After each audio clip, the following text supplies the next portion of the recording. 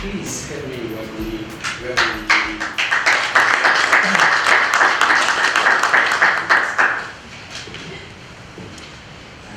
Similarly, as Tony Perkins said, I'm here in my private capacity as the President of the Congress of Christian Leaders, but I should note that we also have in the audience here today demonstrating the significance of the focus of our religious freedom community here in Washington, D.C., the Vice Chair of our Commission, Commissioner Gail Manchin, who came here.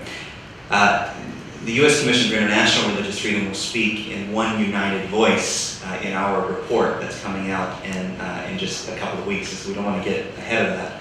But I think if you've been paying attention to what we've been doing as a commission, it's really clear where we stand on these issues.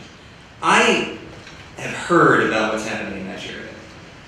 In fact, 4 years ago, I sent on my own a former student of mine to visit the northeast of the country and sit down with victims. We recorded their stories with the help of some people in this room. So I knew what was happening in the country. But I came back from my visit 3 weeks ago coming to one conclusion. I hadn't heard the half of it. It is much worse, much more dangerous, and much more of a priority than it's been given in the international community. I saw firsthand with my own eyes the religious and ethnic violence that is prevalent and pervasive in parts of the country. I met with victims. I was there with my dear friend and frequent collaborator, Rabbi Abraham Cooper, who's the Associate Dean of the famed Simon Wiesenthal Center, one of the most important and influential Jewish human rights organizations in the world. The Simon Wiesenthal Center is named after, of course, the famous Nazi hunter, Simon Wiesenthal. For 30 years, they've shone a light on these atrocities around the world, the gravest atrocities around the world. And Rabbi Cooper came to the same conclusion I did. It is a shame to the billions of people on planet Earth that this still happens, and that this is happening on the scale that it's happening. But more than just analyzing all those details, we sat with the victims, and we heard story after story after story. We sat with a pastor who was on his second burned down church. Sitting next to him were the two women from his church whom Boko Haram had kidnapped at a checkpoint that, according to their story, the Boko Haram checkpoint was within quite close proximity to a government checkpoint. These women, they appealed for help to the local authorities in their particular part of the country. The local authorities were unable to help them, so this pastor just took it in his own hands to help these dear women. They sat next to him. He had sold most of what he had. People in the church community had sold most of what they had. And I sat and I watched the shock on the eyes of these dear women, who had only been freed a month ahead of time from the time that we had met with him. This pastor, I asked him, because I found myself inspired by the faith of persecuted people all around the world. He told me that he had an opportunity to go to a different, sort of safer part of the country to take a congregation, but he said that he didn't do it. And I said, well, why didn't you do it? He said, I can't leave my flock behind. I can't leave my church behind. I met with a villager, the leader of a village who had recently been ransacked by this community, by Fulani, that had arrived in their community. And we were expecting to meet with a representative of the village. We showed up in our meeting room, and the leadership of the village had come. It was like 30 people in this room. Adult men, strong men, with looks of shock on their face. I was in northern Iraq a month after Mosul fell. I sat with those Christians and Yazidis a month after Mosul fell. I did not see in the eyes of those Christians in northern Iraq, and this is saying something, what I saw in the eyes of these suffering people in the northeast, that came from the northeast of Nigeria in the middle of the country. And what I don't think we really understand is that this crisis is not just Nigeria's crisis. Because a destabilized Nigeria, a crisis-laden Nigeria, will have negative impacts for the whole region.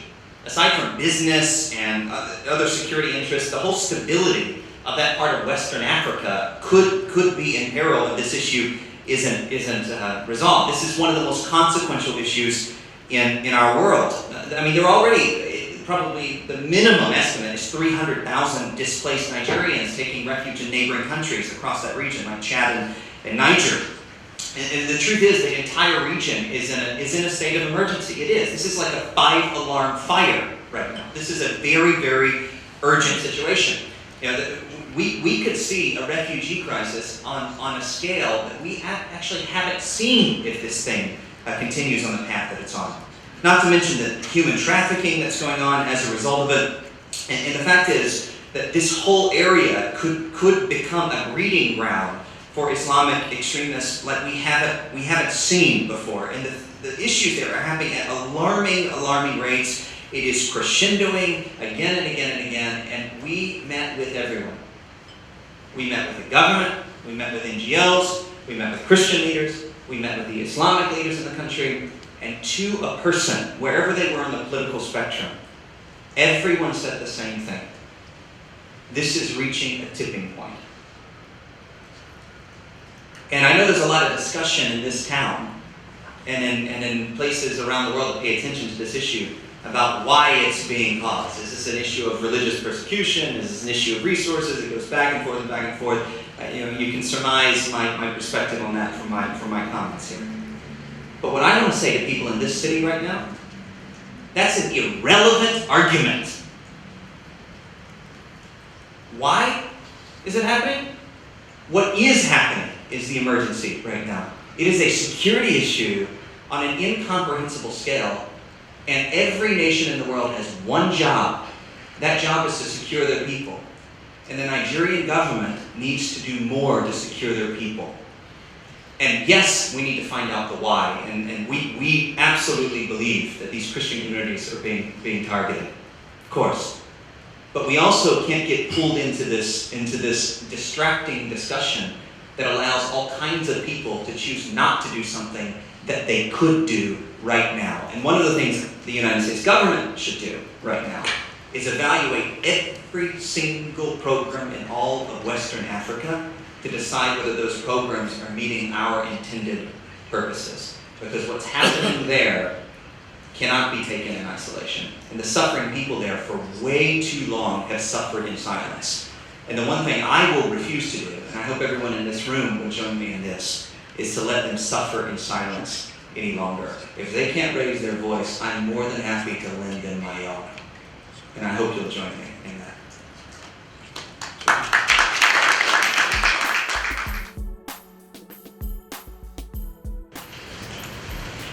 Thank you, Stephen. My name is Richard Ikiebe. I came in from Nigeria 2 days ago. And yesterday, 8 people were killed in a bombing. And if somebody sent you a picture story on your WhatsApp and say 8 people were killed in a bombing, if you don't have the heart, don't open it. Decapitated heads, smashed heads. It's the sheer wickedness of what we are witnessing in Nigeria is beyond anybody's imagination. You can't even begin to think of it. These killers are wicked. The way they kill, I don't want to describe it to you, because I don't want to spoil your afternoon. Nigeria is on the verge of implosion. Did I say Ebonyi? Ebonyi is in southeastern Nigeria. They've been operating in the middle belt. Now they're moving south. The Yoruba nations of the southwest have now organized an independent security system of their own, because the Nigerian government's security architecture is not designed to support the security of the individuals in the nation.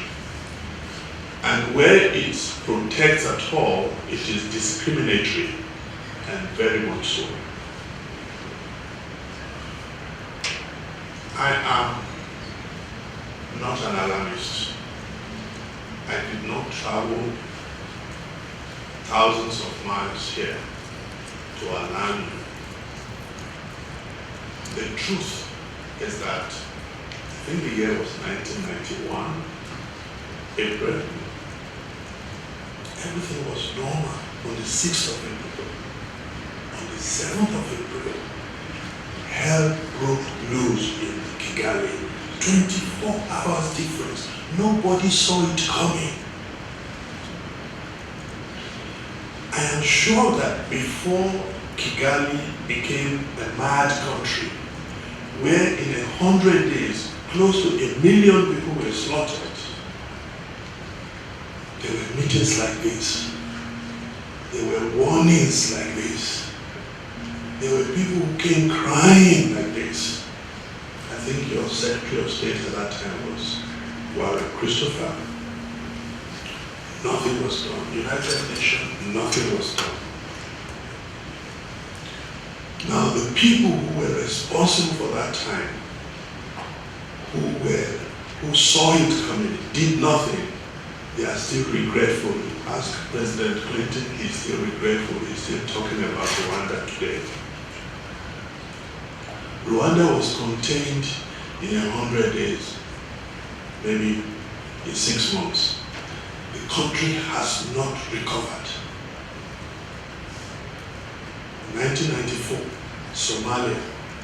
Somalia, the US government lost $1.7 billion in Rwanda in 1 year. And in Somalia, excuse me. Somalia has not recovered. Please, whoever you are, whatever faith you hold, whatever stand in the spectrum, whether you're a Democrat, Republican, somewhere in the middle, whoever you are, for the sake of mothers and children and babies who are being killed and have no defense, please say something before it's too late.